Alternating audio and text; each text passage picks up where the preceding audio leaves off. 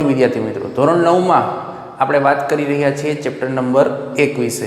એમાં જોવાનું છે આજે વાયુનું દબાણ એટલે શું, દબાણ માપવા માટેના એકમો કયા છે એની ચર્ચા કરવાની છે। કોઈ પણ વાયુ હોય એનું કંઈક દબાણ હોય છે, તો એ દબાણ ખરેખર છે શું, એમની વ્યાખ્યા શું થાય, તો કે પાત્રની દિવાલ પરના વાયુના કણો દ્વારા પ્રતિ એકમ ક્ષેત્રફળ પર લાગતા બળને વાયુનું દબાણ કહેવામાં આવે છે। ઘન હોય, પ્રવાહી હોય કે વાયુ હોય, આ બધામાં દ્રવ્યના જે કણ છે એ આવેલા જ હોય છે, એમની હાજરી હોય જ છે, પણ એમની સંખ્યા છે એ ઓછા વધતા પ્રમાણમાં હોય છે। એટલે કે જે પાત્રમાં તમે વાયુ ભરેલો છે એ પાત્રની કંઈક સપાટી હશે, દિવાલ હશે, એ દિવાલ ઉપર જે વાયુ ભરવામાં આવ્યો છે એ વાયુના કંઈક દ્રવ્યના કણો હશે, એ દ્રવ્યના કણો દ્વારા પ્રતિ એકમ ક્ષેત્રફળ જેટલો જે વિસ્તાર છે એના ઉપર લાગતું જે બળ છે એને આપણે વાયુનું દબાણ કહેવામાં આવે છે। આ વાયુના જે દ્રવ્યના કણો છે એ સપાટી ઉપર દબાણ લગાડતા હોય છે, બળ લગાડતા હોય છે। દબાણના આપણે સૂત્રની મદદથી લખવાની કોશિશ કરીએ કે કોઈ પણ વસ્તુનું આપણને દબાણ ગોતવાનું કહીએ તો બે ભૌતિક રાશિ આપણે જાણતા હોવા જોઈએ। સૌથી પહેલી ભૌતિક રાશિ છે બળ, એટલે કે કોઈ પણ એક વાયુ ભરેલો હોય એ દ્રવ્યના કણો છે, વાયુના કણો એ કેટલું બળ લગાડે છે એ સપાટી ઉપર, એ બળનું મૂલ્ય આપણને ખબર હોવી જોઈએ। આ ઉપરાંત જે ક્ષેત્રફળ છે એ ક્ષેત્રફળ ખબર હોય તો આપણે જે પાત્ર ઉપર કેટલું દબાણ લગાડવામાં આવે છે એ શોધી શકીએ। વાયુનું દબાણ માપવા માટેનો એકમ છે વાતાવરણ, એટમોસ્ફિયર, અને એને શોર્ટમાં લખાય છે ATM સ્વરૂપે। જેવી રીતના અલગ અલગ ભૌતિક રાશિઓના અલગ અલગ એકમો છે, એવી જ રીતના જે દબાણ છે એમનો એકમ છે વાતાવરણ। દબાણનો જે SI એકમ છે, જો ખાસ ધ્યાન રાખજો, ખાલી તમને દબાણનો એકમ કહે તો વાતાવરણ આવે, પણ દબાણનો SI એકમ એવી ચોખવટ સાથે પૂછે તો જવાબ આવે પાસ્કલ, અને એને શોર્ટ ફોર્મમાં PA તરીકે લખાય છે। હવે એટમોસ્ફિયર અને પાસ્કલ આ બંને વચ્ચેનો જો સંબંધ દર્શાવવો હોય તો કે એક એટમોસ્ફિયર બરાબર કેટલા પાસ્કલ, તો કે એક એટમોસ્ફિયર બરાબર 1.01 ગુણ્યા 10⁵ જેટલા પાસ્કલ છે એ થાય છે। ઊંધું પણ પૂછે કે 1.01 ગુણ્યા 10⁵ પાસ્કલ બરાબર કેટલા એટમોસ્ફિયર, તો આ બધા નાના નાના MCQ ટાઈપના જે કાંઈ ક્વેશ્ચન છે આવી રીતના હોઈ શકે છે। વાતાવરણમાંના હવાના દબાણને આપણે કેવું દબાણ કહીએ છીએ, વાતાવરણીય દબાણ કહીએ છીએ।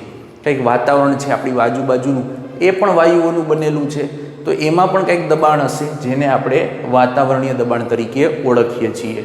અને દરિયાની સપાટીની વાત કરવામાં આવે તો દરિયાની સપાટી પર વાતાવરણીય દબાણ છે એ જનરલી કેટલું હોય છે, એક વાતાવરણ જેટલું હોય છે, અને એને આપણે સામાન્ય દબાણ તરીકે ઓળખીએ છીએ।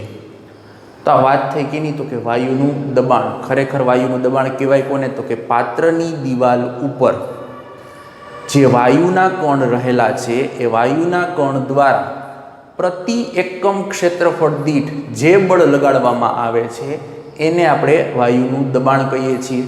વાયુના દબાણનો એકમ તો કે વાતાવરણ, એટમોસ્ફિયર છે, એનો SI એકમ તો કે પાસ્કલ છે, અને એક એટમોસ્ફિયર બરાબર 1.01 ગુણ્યા 10⁵ પાસ્કલ થાય।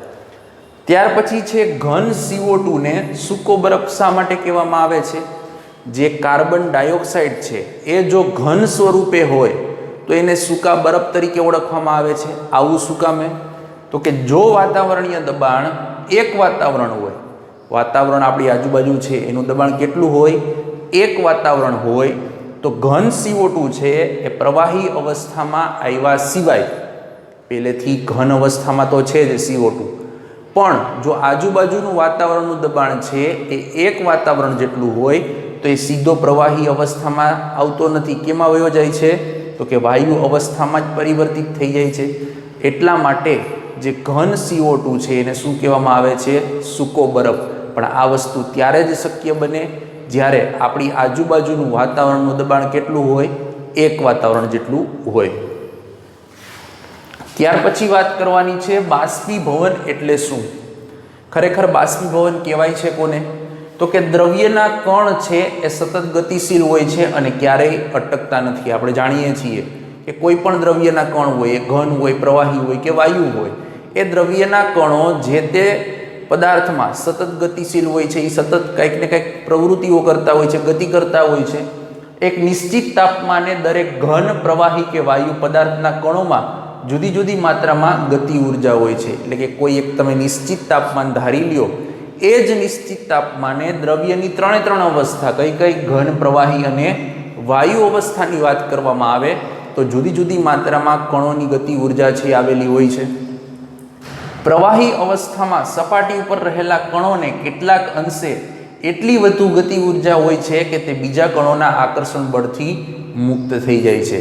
પ્રવાહી પદાર્થની વાત કરવામાં આવે તો પ્રવાહી પદાર્થમાં જે દ્રવ્યના કણો છે, એ દ્રવ્યના કણો પાસે ઘણા ખરા અંશે એટલી વધારે ગતિ ઉર્જા હોય છે કે કોકનું આકર્ષણ બળ એને લાગતું હોય કોઈ બીજા દ્રવ્યના કણોનું, તો એમાંથી એ મુક્ત થઈ અને દૂર થઈ શકે છે.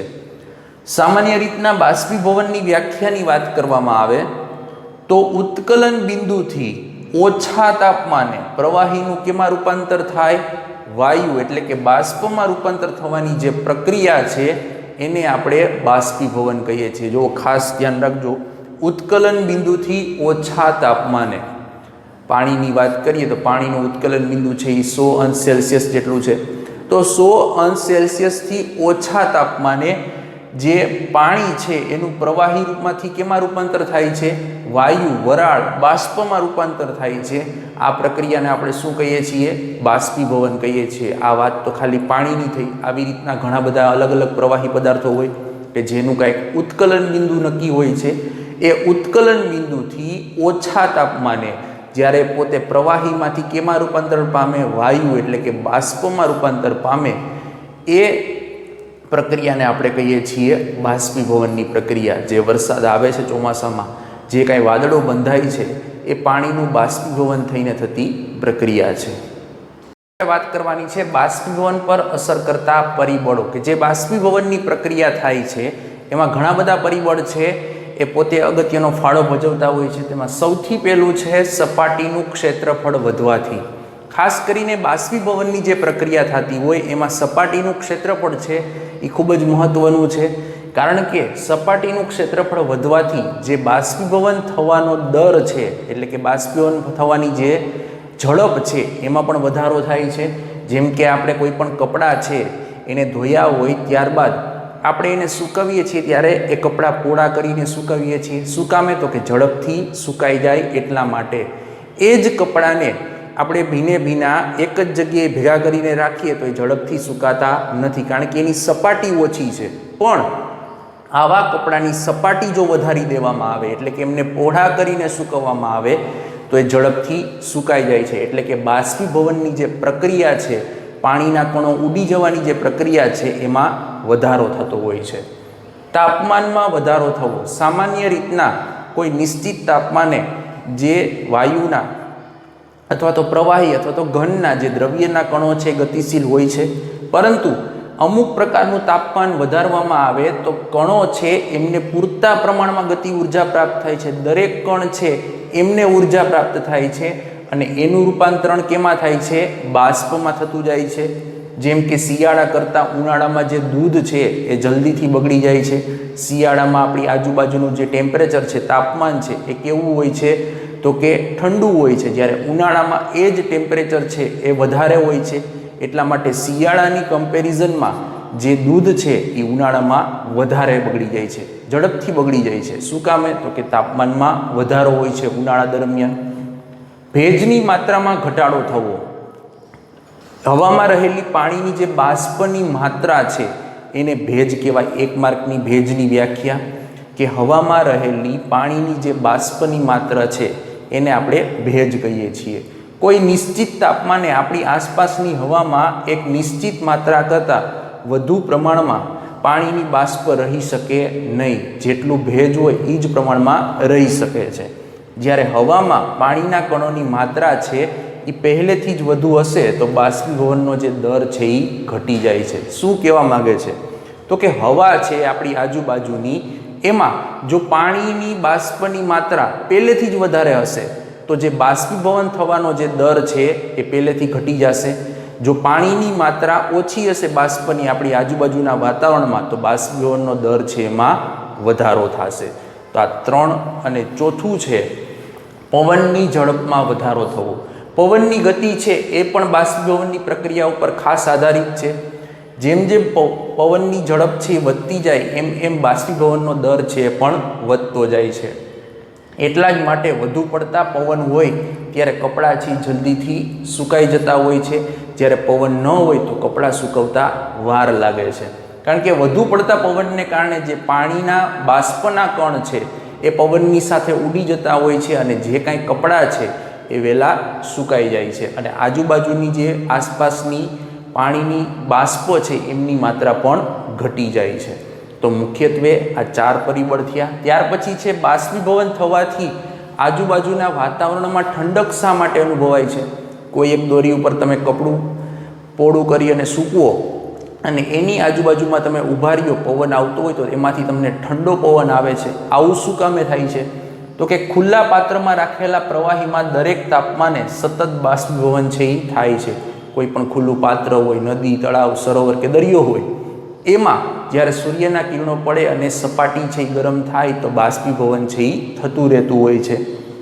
બાષ્પીભવન દરમિયાન ઉર્જાને પાછી પ્રાપ્ત કરવા માટે પ્રવાહીના જે કણો છે એ આસપાસનું જે ઉર્જા રહેલી છે એમાંથી શું કરે છે તો કે અવશોષણ કરે છે, એબ્ઝોર્પ્શન કરે છે અને એના લીધે આસપાસમાં ઠંડક ફેલાય છે કે જે પહેલેથી જ બાષ્પમાં કન્વર્ટ થતા જાય છે.